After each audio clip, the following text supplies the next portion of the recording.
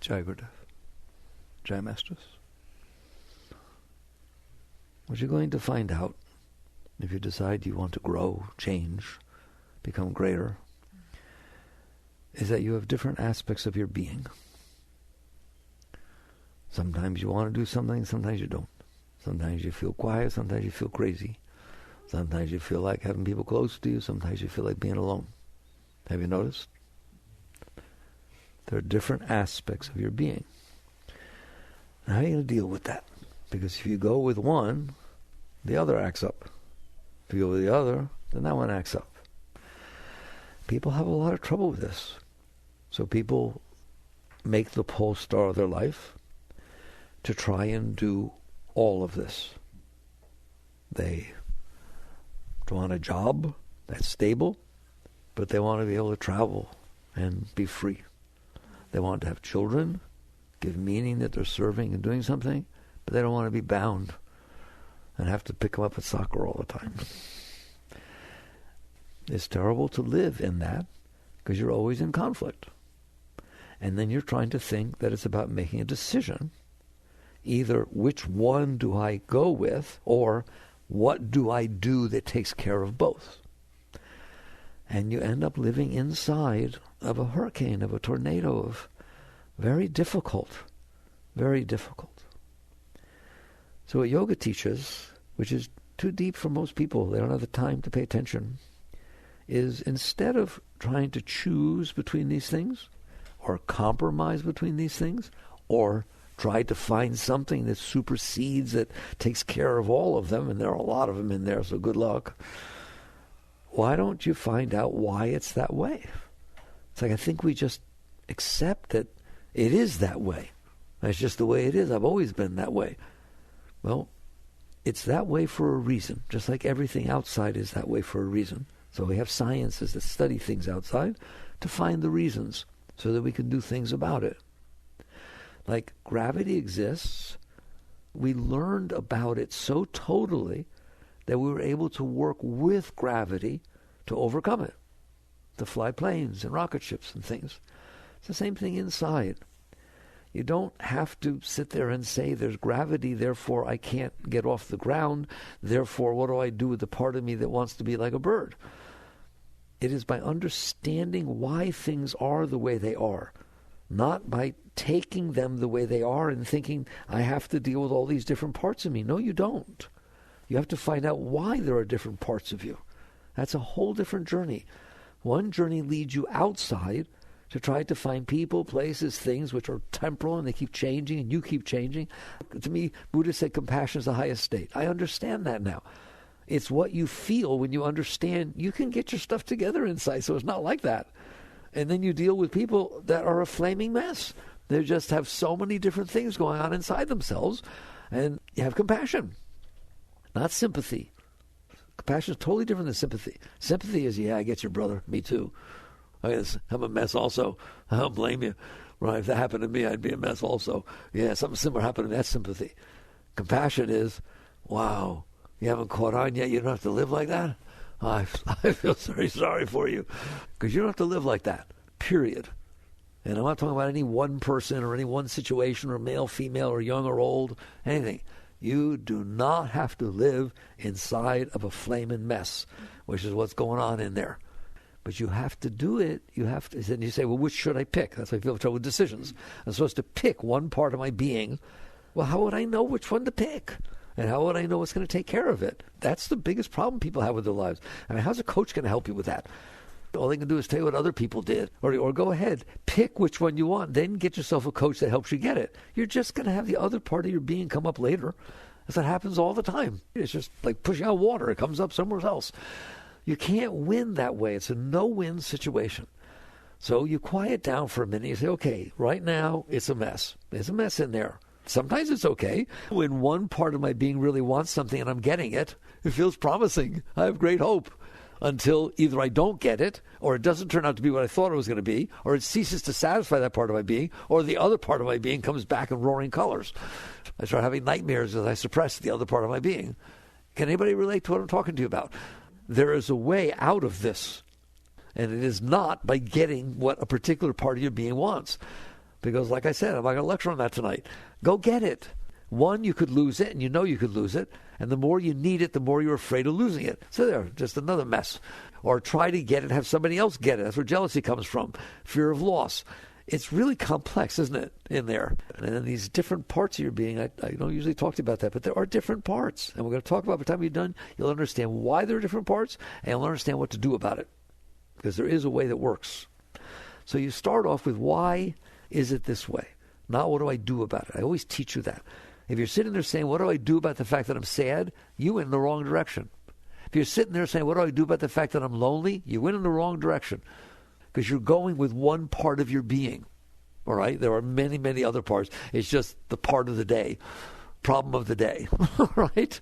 So the question is not, what do I do because I'm lonely? Not what do I do because I feel my biological clock is ticking and I haven't had my kids yet?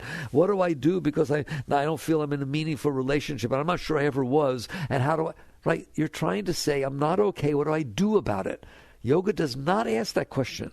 The deep teachings do not ask that question. They say, I'm not okay. Why? Now that's very cautious because your mind will do the following. I'm lonely. I need to find somebody. Got it? So I tell you to ask, I'm lonely, why? You got the answer. I didn't find anybody. No. That's very bad logic, right? That's like saying I ate something that made me terribly sick. My stomach hurts, all right? Where's the Pepto-Bismol? I come to your house and find you running around being sick, and I say, what's wrong? You say, I can't find the Pepto-Bismol. That's not what's wrong.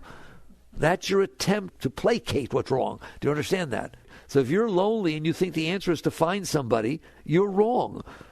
You have to find out why you're lonely. There's nothing wrong with finding somebody. I'm not talking against relationships or anything. Or there's nothing wrong with Pepto-Bismol. If you happen to eat something that made you sick, you can make yourself feel a bit better. But will you please stop eating the thing that made you sick? So the net result is, the question is, why do I have a stomach ache? Now what do I do about it? Because the other is very temporary. It's like a Band-Aid over the problem. It doesn't solve it. Oh, I see. I don't do well with pepperoni, or I eat too much pizza, or whatever the heck it is. Okay, now you understand. So if you want to not have a stomach ache, then work with that, as opposed to find the Pepto-Bismol. One is actually solving the cause. The other is just putting a temporary Band-Aid over the problem. All of this mess inside has a reason. There's a reason there are many parts of your being. There's a reason that one shows up once and one shows up another time. There's a reason that your friend doesn't like what you like and you don't like what your friend likes, and you're married to him. There's reasons that this is that way. It does not have to stay that way. Because there are reasons they can be worked with. So you come now into what's called spirituality, which is you go underneath the problem to try to see what's going on. It's not difficult to understand what's going on. Why are there so many parts of my being? Well, let's start with, what if there weren't many parts of your being? What would it be like in there? How would you like to be in there and be one person? Just filled with inspiration, with direction, with commitment, with where you're going and you know what you want to do, and you're working with that. Everything's one-pointed. Woo! Your relationships are that way. Your job is that way. Every moment of every day, there's no confusion, none at any time. There's just one being in there. Okay? Christ talked about that. If thine eye be single, thy whole body shall be filled with light. If thy eye be dual, how great is the darkness within you? What does that mean, if thine eye be single? If when you look in there, there's just one of you, your whole body shall be filled with light. Your whole being. Why? Why? What is this light stuff? We're talking about Shakti. We're talking about spirit. We're talking about Chi. There is energy flowing inside of you. It is your life force. It's energy. Your heart beats. Your mind thinks, your heart emotes, your body moves. There's energy being used in there. That energy does not just come from your food. There are yogis that don't eat. They get plenty of energy. You don't need to eat as much as you do, all right? There's plenty of juice in there. If you were clean, and we'll talk about what that means, the energy would be flowing inside of you. What does that mean? Let's just get this straight. It means from the moment you wake up in the morning and all through the day, there is this rush of holy waters, this rush of energy rising up inside of you, feeding you. It brings joy. It brings love. It's the highest thing you've ever experienced, higher than intimacy, higher than winning the lottery. Those high peak moments that you've had, they're going on all the time in there, inside of every single one of you. The only thing that happens when you win the lottery or when you hug your beloved is everything's just right, so you feel it. Even the beautiful sunset, the experience you feel when you looked at that beautiful sunset and you just melted is always in there. All right, there's a first point. You know, different parts of your being, that's a part of your being. That state, that beautiful state of elation, that beautiful state of high. No drug ever took you that high. No situation ever took you that high. No love experience ever took you that high. How do I know that? How can I say that? I don't know you. How do I know experience you've had? What I know is that when you had that experience, it was going on inside of you. Love is not happening outside of you. You say, oh my God, I felt so much love. There you go. I felt it. What do you mean? Where'd you feel it? Out here on your toe? Where'd you feel the love? Inside. It pulls you inside. I felt so much joy. I couldn't even open my eyes. I couldn't even talk. I couldn't do anything. When you go really deep into special moments, you're not there. You're not there. You get pulled inside. Why? Because that energy flow is the most beautiful thing there is. You don't feel it that much, but you have felt it. And we'll talk about why. But right now I want you to understand, it is going on inside of you all the time. It's not that because this person said, I love you, that you feel love. It's because the person said, I love you, that you opened and then felt the part of you that was always there that feels love. Period. If the exact same person said the exact same thing 15 seconds after they told you they cheated on you, you would not feel the love. It is not the words that that person said. It is not anything that's going on. Inside of you, there is this flow of Shakti, this flow of energy, this flow of chi, of spirit, call it whatever you want. There's a beautiful flow, and you have felt it. It's not like, boy, I hope someday I can feel it. You have felt it. Anytime you ever felt love, anytime you ever felt joy, it was going on inside. You just tuned into it. You tuned into that part of your being. All right? So that's the first thing you understand. It is always going on inside, except for one caveat. What you have felt is 1/1,000,000th of what's going on in there. And that, there's probably not even a number big enough. And I'm not kidding. Why am I not feeling that? For the same reason that if you walk into a beautiful mansion with 50 rooms and you walk into one of the rooms and there's a TV going on in the corner, tiny little TV, right? But what's on there interests you. You don't see the rest of the mansion. You don't see the other rooms. You don't even see what's in that room because you are where your consciousness is. Aren't you? You only experience what you experience. And what you experience is what's coming into your consciousness. It could be physiological things through your senses that comes into your consciousness. It could be mental thoughts that come into your consciousness. It could be emotions that come into your consciousness. You are a conscious being. So you are aware of the things that are in front of you. Consciousness is aware of objects of consciousness. It doesn't matter what they are. If you're sitting here looking at the blanket, if you're looking at the Kleenex, that's what you're experiencing. You're looking at the blanket, you're not seeing the Kleenex. If you step back, you can see both. Wherever you focus your consciousness is what you're experiencing, because that's who you are. You are the consciousness. You're not the thoughts. They come and they go. Consciousness does not come and go. If you tell me, I used to think this, now I think that, how do you know? 2 weeks ago, I thought things were like this. Now I think they're like that. Okay, those are different sets of thoughts. But are you the same person? You're the same being in there that experienced the thoughts 2 weeks ago and now experience the new thoughts now? Otherwise, how would you know? I used to ask you the question, when you were 5 years old, did you ever stand before a mirror and look at your reflection? Did it look like it does now? No. All right, was it you looking? Was it you looking out through those eyes, seeing a 5-year-old's body? As who's looking out through those eyes now, seeing a 25 or 55-year-old body. There's only one of you in there. You have had many different experiences, but it's the same you that had the experience. I said there's many different parts of your being. How do you know? Because I see them. They fight with each other, right? How do you know? People come and say, I'm having so much trouble with my mind. Since my mother died, I have so much trouble with my mind. It says this and it says that. I tried this. How do you know that's happening in there? Because I'm in there. Were you in there before Mommy died? Yeah. Are you in there now? Yeah. There's only one of you the consciousness, the awareness of being. But there are many objects of consciousness. So what happens is as follows. If you were centered back in the core of your being, which you're not, if you were, and I'll show you why in a moment, if you were centered back in the core of where you see from, instead of what you see, where you see from, you would feel all this energy. That energy of spirit, that energy of Shakti, that energy of Chi, that energy of joy, of love flowing inside is completely associated with the core of your being. That's why when it comes up, you just lose yourself in it. Master used to say, spirit loves spirit. You are pure consciousness. That energy emanates. Just as the rays emanate from the sun, that joy emanates from your consciousness. It is the nature of your consciousness. In the ancient Hindu scriptures, in yoga scriptures, they say that the nature of your soul, the nature of you in there, you who's looking, is Sat Chit Ananda, eternal conscious ecstasy. Always, has never not been, always will be. It's conscious of ecstasy. Whoa, that's the nature of your being. All right? Why am I not experiencing that? Because you're watching TV instead of watching that. Nothing wrong with TV. You don't have to kill your TV. All right? But if I walk into that mansion and then I go out and someone tells me there were 50 rooms, you see the blue room? No. See the red? No. There was only one room. No, there wasn't only one room. What happened to you? We all went on a tour.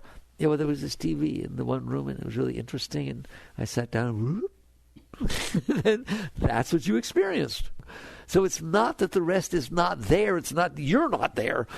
You put your consciousness somewhere else.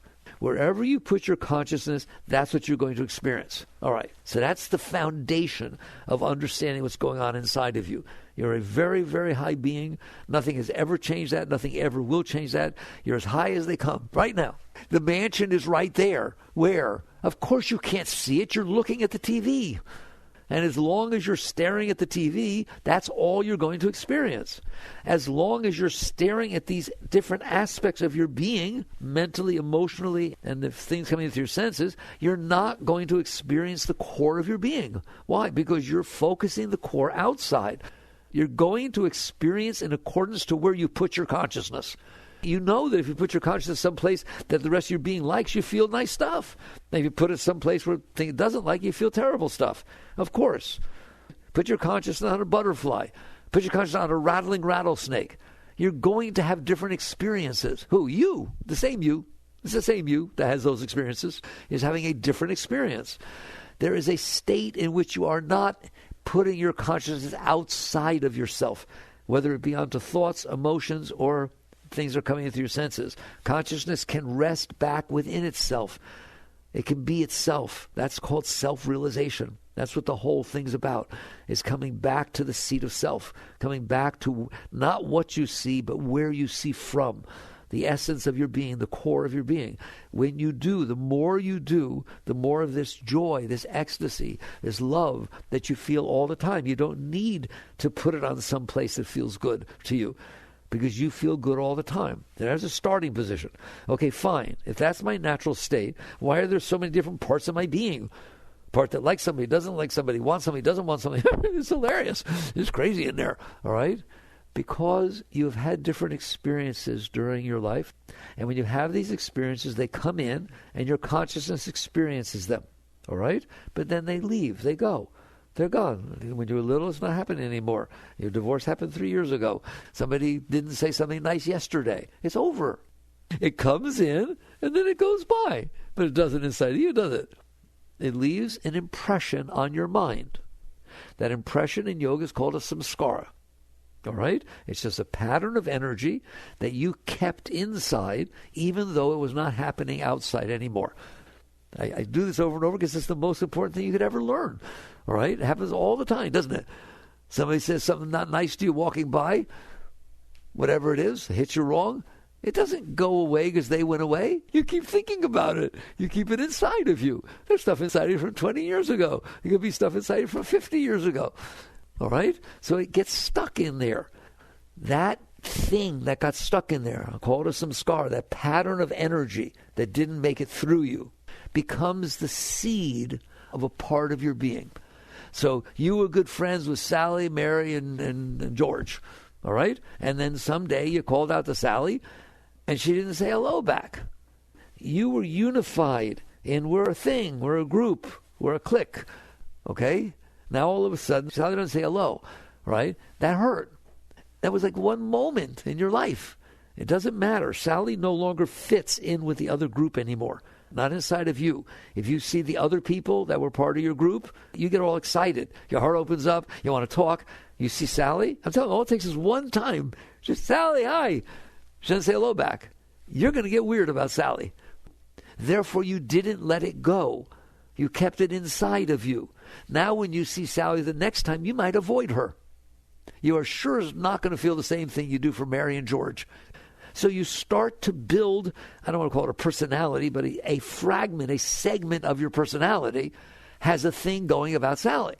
If then somebody else tells you, all of a sudden 3 days later somebody comes up and says, what's going on with Sally? I called out to her. She didn't say hello. You have a mouthful to talk about to George, who said that to you. You understand that? Now you're forming a whole other clique, an anti-Sally clique. All right? Now what do you do when Sally shows up? She used to be your friend. What do you do when she invites you to her party? Oh, my God, you freak out over the invitation. You're in there. You're in the place I talked to you about to start with. You're bifurcated. That became a fragment, a very small one, but a fragment of your being. You now can't be whole about Sally. You can't feel the same thing about Sally as you did you used to, and can't feel the same thing that you do about George and Mary, right? Now, that's just a minor thing. What if I said your mother? What if I said your father? What if I said your brother? What if I said your sister? What if I said your uncle? Hear me? You got stuff in there, don't you? What if I said about the time you were a military family and they kept moving? How you doing about that? How you doing about all these different things happened to you? What if you're a divorcee? How you doing with the divorce guy? What if I talk about him? Every single thing that happened to you that you didn't process, that didn't make it through you, it can make it through you. It doesn't have to stay in there. Do you understand that? So you saw some butterflies somewheres once. Very good. It's a nice experience. I hope you enjoyed it. I hope you totally imbibed it, made it part of your being, all right? But if somebody sits there and says to you 6 times for, 3 different vacation days, where do you want to go? And you keep saying, I want to go back to where I saw the butterflies. There's lots of other places. There's lots of other things. There's lots of other experiences. But I liked that one. How do you know you won't like other ones better? But that's not what the mind does. It has patterns set because of past experiences it had. And it starts to define itself as somebody who likes San Juan where the butterflies are, or whatever it is. It's hard to talk about because it's so common. You do it all the time. It's like, how do you tell a fish they're in water? They've never been out. They don't know what water is. That's how prolific it is. This that I'm talking to you about has been prolific your entire life. It's how you define yourself. It's how you built your personality. It's how you built your self-concept. You had these experiences, either good or bad. They didn't make it through you. Why? The bad ones didn't make it through you because you didn't want to experience them, so you pushed them away. And you suppressed them, like Freud talked about. You kept them inside of you. The good ones, you didn't suppress them. You clung to them. You keep thinking about them. Do you understand when you think about a good experience you had 2 years ago, you're missing what's happening now? Why not have a good experience now? Every experience can be unbelievable. Every single experience can blow you away if you're open to it. But I'm not open to it. I'm open to butterflies. I'm open to going to San Juan. I'm open, and I'm not open to that. I went to Hawaii. Don't give me Hawaii. I went to Hawaii, saved all my money up. I went there a couple of years ago. A volcano shot off, all right? We had to run for our life. I ain't going back there. That's a thing they sold you a bill of goods about Hawaii. There, great. So either a good experience or a bad experience, it left an impression on you. Hawaii's been around for a long time. A lot of people went to Hawaii. You had one experience at one point in time, but somehow it is so important that it's going to guide the rest of your life. I'm not marrying this guy. Why? He wants to go to Hawaii on a honeymoon. And don't kid yourself. That's where you get your stuff. You've had past experiences. Are you ready? Because you want to say, yeah, but I did. But they're meaningless. Why? At the same moment you were having that experience, I don't care if it's good or bad, how many other experiences were happening on the planet Earth? How about 700 billion zillion? How about in the universe? And there's no number big enough. Every single place has an experience going on. You were looking in one direction and had an experience. Do you hear me? Yeah, but it was a really nice one. If your husband had left you with the kids and filed divorce papers 5 minutes before you had that experience, you would not be saying it was a nice experience. Experiences are experiences. They're atoms floating through the universe, aren't they? They're everywheres. And what happens is your consciousness has a predisposition for either liking or not liking, depending on whether you liked the pizza you ate last night, depending on whether somebody had a nice phone call. So what are you doing devoting your life to these experiences you had? They're meaningless experiences. I tell you all the time, if you don't like your experience that you're having, turn to the right, there's another one. Turn to the left, there's another one. You are experiencing wherever your consciousness is. But it's only in this one tiny spot. Why is that spot more important than all the other places in the universe? They're everywhere. What are experiences, moments, everywhere in time and space. You just happen to have your consciousness watching one little TV screen, the one that's in front of you. It is not important. It's important to experience it. I'm not saying don't experience it, but it's not worth keeping it, and so you don't have the next experience. It's not worth having a car accident and never driving again, right? You drove before the car accident. Lots of people had car accidents. How come their car accident didn't freak you out? Because I didn't experience it. There's that ego again, right? You should be able to handle that you are experiencing what's in front of you, and then there's another thing in front of you. The one that was in front of you a moment ago is no more important than the one that's in front of you now. It's just the universe unfolding in front of you. So you learned that you didn't do that. You weren't open enough to experience the moments that were in front of you. There is nothing holy about them. There's nothing unholy about them. Nothing special about them. They are just the particular... When you stuck your head in that room in the mansion, there could have been an advertisement on. Then you would have watched the whole rest of the mansion. Had a totally different experience. There could have been some other channel on that didn't interest you. But because you stuck your head into the exact moment that what was on the TV is something you always wanted to know, your whole life's different. That's a little random, isn't it? That's a little extreme to let that run your life. But you do. So if you really didn't like it, or you really did like it, you don't let it go. You store it inside of you. It doesn't happen naturally. Don't tell me, no, it got stuck inside of me by itself. It did not. The person standing next to you couldn't care less what happened. They weren't interested at all. You're doing it. Nothing stays inside of you. So far I've touched on two very, very deep things. One, you're made of ecstasy. The highest joy and love and beauty you've ever felt inside is going on inside of you all the time. If you're in a state of deep depression, I'm telling you, the most beautiful energy is going on inside of you that would blow you away, just fall into it at the exact moment that you have decided to pay attention to the depression instead. It's where you put your consciousness, all right? Now I'm telling you why things are the way they are, why things interest you, why things turn you off, why things turn you on, why you can't stay in that ecstasy. Because you held on to this. Because Sally didn't say hello, and now you walk down wherever it was, to the Plaza of America, whatever it is, that where she didn't say hello. Now every time you step on that plaza, you're afraid that Sally will show up and you don't know what to say to her. You can't even be the same person about the plaza. And you can't be the same person about George, because George likes Sally, and you used to all be a group. What are you doing being that neurotic, right, that you can't handle anything? Well, too bad you are. Okay? So the event happens, it doesn't feel good, or it does feel good, and therefore you either suppress it and keep it inside of you, or you cling to it and keep it inside of you. Well, what happens when it's inside of you? It becomes the seed to an aspect of your personality. It means your mind will behave differently and your heart will behave differently about that thing, right? And it may be bifurcated because there were good times you had with Sally and now you don't know what to do, and plus when she lives next door to you. So you built these different parts of you based on the stuff you stored inside of you.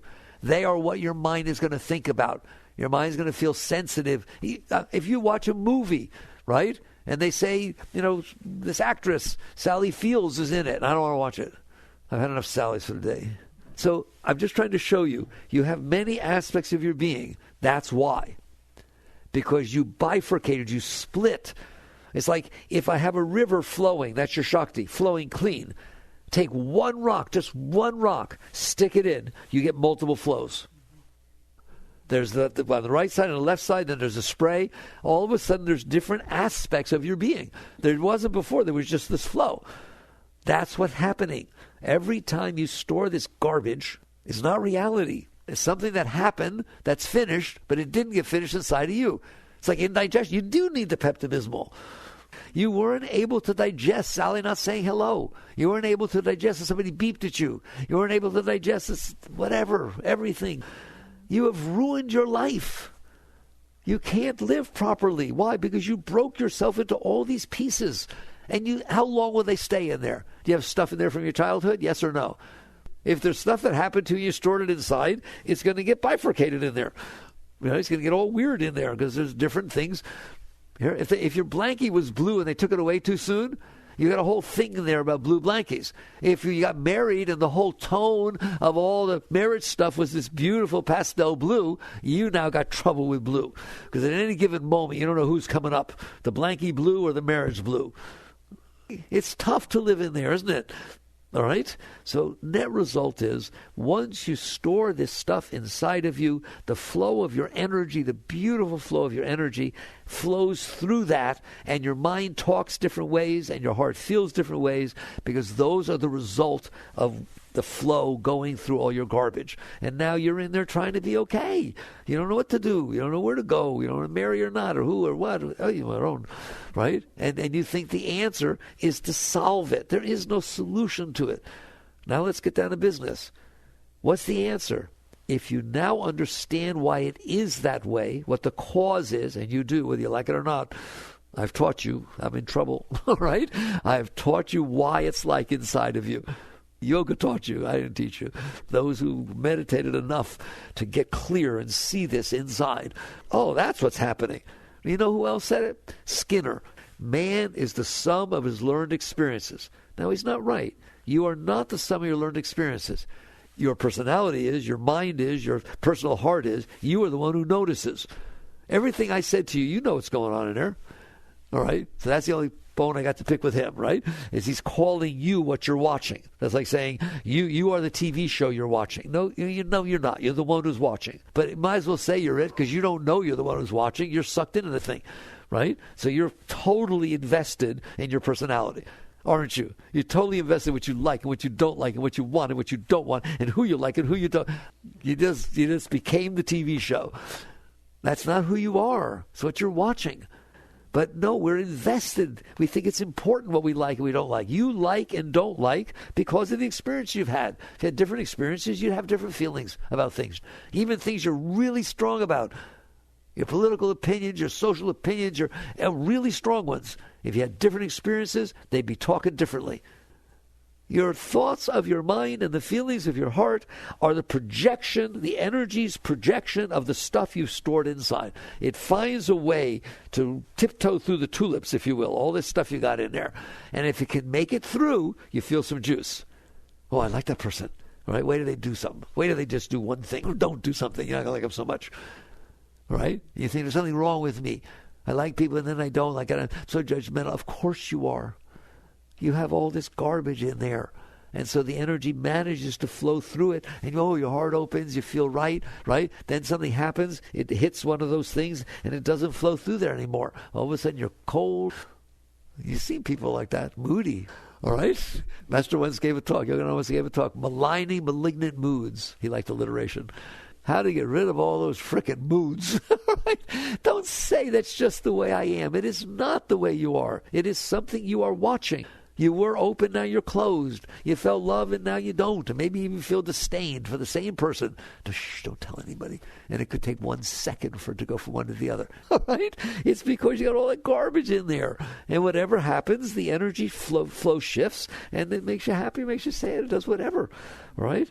So what's the answer? We've talked about it enough. What's the answer? You solve it by reverse engineering. If you don't have that stuff in there, the energy flow will have less that disturbs it, and you will start to feel it more naturally flowing. And when you get enough of it not in there and don't put any more in, you will reach a point where you'll wake up in the morning and for no reason, nothing happened yesterday and nothing's happening today, you will be giggling your head off, just like a little kid. It's just going to be fun. I'm going to have a day on the planet Earth. That's what I'm going to do. I'm going to spin around the star, and rotate on my axis and see what happens. Things are going to happen. It's going to be fun. Why? How can I be like that? Because you don't have all this stuff in there that's going to get hit by the day. I hope this happens. That better not happen. Oh, my God. I wonder if this might happen. Right? Of course you're scared. You're scared stuff will hit your stuff. So you decide, what am I going to do with the rest of my life? I already know what you did with it up to now. What am I going to do with the rest of my life? Am I going to literally spend my life trying to figure out which part of my being I should be listening to? Have fun. Right? And then decide what it is it's telling me to do, what I need to get to appease it, and then figure out how to get it. And just struggle my whole life. Or am I going to devote myself to cleaning out? Devote myself to letting go of this garbage I stored inside and not putting any more in there, and let that be what gets me the joy, instead of having to have situations exactly the way they need to be and never the way they don't need to be, so I get a moment's joy. That's what you're doing. You're just trying to get a moment's rush, and in the meantime you got to work your butt off. And it doesn't happen anyways. But once in a while it does. I don't deny that. That's why I'm very fair. Every once in a while. How many breaths, you take a lot of breaths during your life. What percentage of the breaths you've taken during your life were taken in a state of ecstasy and beauty and love that is so high that you wish nothing else ever happened? You just want to stay there for the rest of your life. 0.00001% of your breaths. That doesn't sound like a very good percentage. How about we get it to 99.9? Maybe 99.8. But the result is, how about we change that ratio a little bit? Well, I'll go for 10%. How would you like it? The 10% of every breath you take from now on is in ecstasy. Joy. Whoa, I'll go for that. All right? And it can be way higher than that. The ratio is going to be dependent upon how much stuff you got in there. So you no longer are struggling to get the world to appease yourself. You're no longer struggling to find the Pepto-Bismol. You're struggling to get rid of what it is you're eating that's making you sick. That's what you do every day of your life. It's not about getting what you want and avoiding what you don't want, which is what your whole life's been about. That's just the samskaras manifesting, expressing themselves. You can't win that way. It's about sitting there saying, now how do you do it? How do you get rid of it? Can you get rid of these things? Yes. I don't care how long it's been in there. I don't care how much it hurt. I don't care how much you liked it. I don't care how much history it's got. Doesn't make any difference. It's in there because you're holding it in there. When you stop holding it in there, it ain't in there anymore. You can't tell me you can't let these things go. Why? Because every time they come back up, you push them back down. Every time it says, God, I wish he was more like Fred. I know I married him and so on, but I liked Fred too. He was a little different. I rode motorcycles. And this guy, he's a businessman. What are you doing? You're losing. You don't have to do that. You can let go of Fred. Fred's gone. Right? You're with the guy you're with. Right? All right. How do you do that? How do you do that? I don't give techniques, meditation techniques and this and that. They're all good. They're very good. And the purpose of them is to let go of that stuff. How do you do it? What I teach you, and people do very well all over the world, they write me, okay, is start with the simple stuff. Don't start with that stuff that's been in there for a long time. That's harder to let go of. By definition, that's why it's been in there for a long time. Start with the simple things. Start with the weather. Start with the car that's driving in front of you. I always use those examples. What do you mean start with the weather? You complain about the weather all the time. You think that's innocent? That is not innocent. That is buying into the fact that it doesn't even take Sally not saying hello. All it has to do is rain when you don't want it to, and you get freaked out.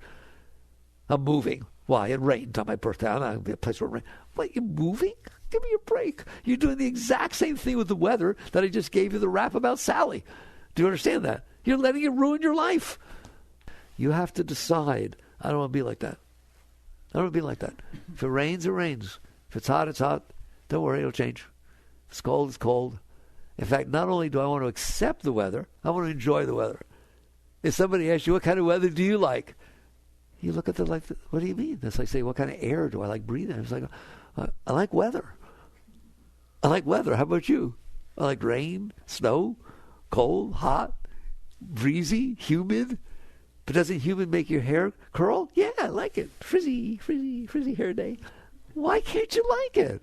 Who says you can't like it? That's how it gets complicated. Well, I can't like it because I don't really think I'm very likable, and I look better when my hair's straight versus frizzy, and therefore I want people to be attracted to me. In other words, you're tying all this together, and now you can't enjoy the weather.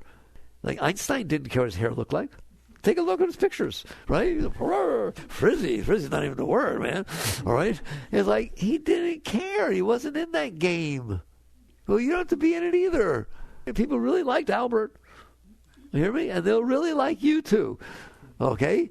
So you decide, I'm going to learn to not have this stuff in here. What a fun thing. How would you like to be free? Free to enjoy the weather. Free to enjoy driving down the road even though somebody in front of you is not driving the way you want. Instead of getting all weird about it and complaining about it and getting upset and angry. So you start making it a game that I'm going to go through today. Things are going to happen, and my tendency is going to be to resist. That's the key word, resistance. Just, you know what it means to resist, don't you? You know, resist the fact that Sally didn't say hello, resist the fact that the girls were wearing the same blouse as you to the party. You thought yours was special, right? The lady told you there was only one in the whole world. She only made one, and now there's 15 of them at the party. Go on, resist. Your hair didn't come out exactly the way you wanted it to. Somebody had a nicer car than you, and you thought you had the nicest one. Or you bought the car, then 2 hours later, you found out someone was advertising a lower price. Come on, things bother you, don't they? Okay, how about we work with that? How about instead of working for, I'm taking it back, there's a lower price, right? We say, it's okay. I'm sitting on a planet, spinning in the middle of nowhere, which you are. You're sitting on a planet, spinning in the middle of absolutely nowhere, being neurotic because you paid $15 too much for a car. Well, how about we don't do that? Well, how? Let it go. Same way you stop smoking. If you feel the urge to pick up the cigarette, ready? Don't worry. If you don't pick up the cigarette, over time it will become easier. How do you know? Ask anyone. And eventually, not only will it be easier not to pick it up, you'll feel disgusted of picking it up. You'll go, ooh, what do I want that for? Do you understand that? And then you'll wonder why you ever smoked or drank. That's how it works. When you break the habits, then that part of you is gone. Isn't that beautiful? It's not stuck with it. You overcome it. You let it go. And then the rest. Here, you were drinking and you're about to lose your family and your wife or husband's going to leave you and all this kind of stuff. And you decide, I've had enough. But it's not easy to stop. There's a part of you that says, I really want to stop. I'm committed. I really am. And so on. But then there's this part that comes up. Yes, that's right. That's the part you built. Built this whole part of yourself, didn't you? Okay? And now you get sucked into it. Well, you better learn to let go. Don't suppress it. When you suppress things, they just get rotten down there like sweeping stuff under a rug. You have to evolve enough to say, ready? I'm in here. Check. I'm aware that there are different parts of my being. Check. I am going to commit myself temporarily to this part because that part's destructive. But I'm well aware that while I'm doing that, this other part that I'm trying to let go of is not going to go away quietly. It's habitual. It's got drives. It's got urges. It draws your attention into it. In other words, when I walked into the mansion, into that room, and something caught my attention, I didn't have to sit down. There was a pull. That's because there's a part of my being that pulled me into it. The same thing's going to happen with smoking. Same thing happen with drinking, right? It's going to tend to pull your energy back into that. You have to be willing and committed to do a mantra, meditate, put it elsewhere, whatever works for you. If you need to use a patch, use a patch. You don't need to. What you need to do is commit yourself that when my consciousness starts to get pulled into this, I know not to go there. I don't want to go there. It's not because somebody else told me. I know I don't want to go there. It's caused a mess of my life. It draws me down. It's destructive. Then don't go there. But it's hard. Yes, it's hard. If you do heroin, you have to go through withdrawal. Very hard. But believe me, it's worth it. Right? Because your life on heroin ain't even close to what your life is not on heroin. This is no different. So you start looking at the greatness of your being. You look at the parts of your being that got built over time that are not taking where you want to go. Now we're back to, I have made thee pole star of my life. And you don't have to worry about God. Notice I didn't use the word God in the entire conversation. You can let your thee be not smoking. All right? You can let that be the higher, more inspired part of your being. I tell you, during your clearest moments, pick the thee. Just set a direction. Set a direction that you commit yourself to that is greater than the sum of all these stupid parts that are pulling you all over the place. You will always be able to guide yourself in a higher place. And so you basically get clarity. I'm not going to drink. That's all. If, yes, there's going to be tendencies. Yes, I'm used to it. Yes, I expect it. If you will sit through it, ultimately, what do? Relax and release when the tendency comes up. Get used to it. That's why I said handle the weather and you'll be able to handle the drinking. Practice. Practice with stupid little things. Every little thing matters. It matters that you complain about the driver in front of you. Don't you dare think it doesn't. That's just a habitual pattern that you haven't learned to enjoy. Enjoy driving. You're not changing anything by complaining about the weather. You're not changing anything by complaining about the driver, are you? All right? So why not enjoy it? Isn't it funny? Enjoy it. Might as well. All right? And you learn this called working with yourself. You keep working with yourself. You can use positive thinking, use mantra, use meditation, use whatever you want. But please do it when every moment of your life, instead of every moment of your life becoming all involved in these different parts of your being, which will never take you anywhere, you become committed. It's called your sadhana. That's your spiritual practice. It's every moment. It's not just sitting in meditation somewhere.